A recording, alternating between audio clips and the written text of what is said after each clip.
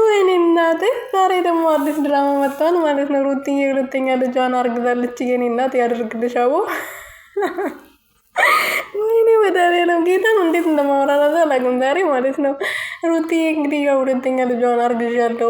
ከዚህ በፊት ትንሽ ጠጥተህ እኔም ጠጥቼ ነበረና አብረን አድረን ነበረ። እኔ እንኳን ትንሽ አስታውስ ነበር፣ አንተ ደግሞ ምንም የምታስታውሰው ነገር አልነበረም። እና ቤቢዬም ብቻውን አያድግም። በዛ ላይ ደግሞ በዚህ ሰሞን ስትናገር ነበረ ልጃችን ብቻውን አያድግም፣ ወንድም እህት ያስፈልገዋል፣ እባክህ አብረን እንሁን ስትለው ነበረና አሁን ደግሞ እንግዲህ እሱን ለማሳካት ሁለተኛ ልጄን አርግዣለሁ።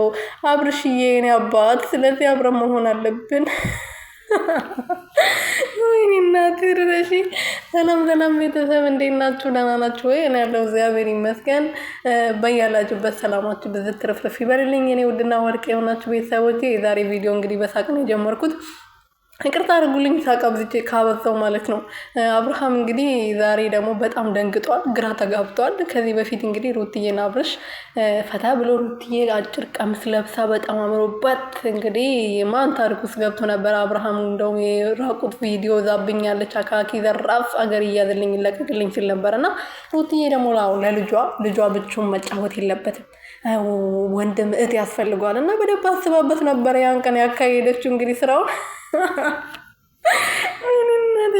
እና ምን ላችሁ ፈልጌ ነው መሰላችሁ ቤተሰቦችዬ፣ ሩትዬ ያርግላለች። እንግዲህ ያርግልሽ ሩትዬ፣ ሁለተኛ ልጅ ደስ ይላል የምር። ያው ይሄ ልጅ ሎሚ እያጠጣችሁት ብታመሩትም ልጁ መሮታል። ከዚህ አሁን በቃ እንዴት የት ልሂድ እያለ ነው። ሎሚ እያጠጣችሁት ልጁን ጭራሽ እንዲማረር እያረጋችሁት ነው። እና ሁለተኛ ለማምጣት ማሰብ ትንሽ ከባድ ነው፣ ግን ይምጣላችሁ፣ በሰላም ይምጣ። ሴት እንደምትሆን እናምናለን። ፈጣሪ ያሳድግላችሁ ነው የምንለው። አብርሃም አሁን ምን ታርግሽ? ምን ታረጋለህ? ወዴት ትሄዳለሽ? ያለ ነገሩ ምንም በፊትም አረጋግጠህ እርጉዝ መሆኗን አረጋግጣለን እንደ ጥላት ሄድከው።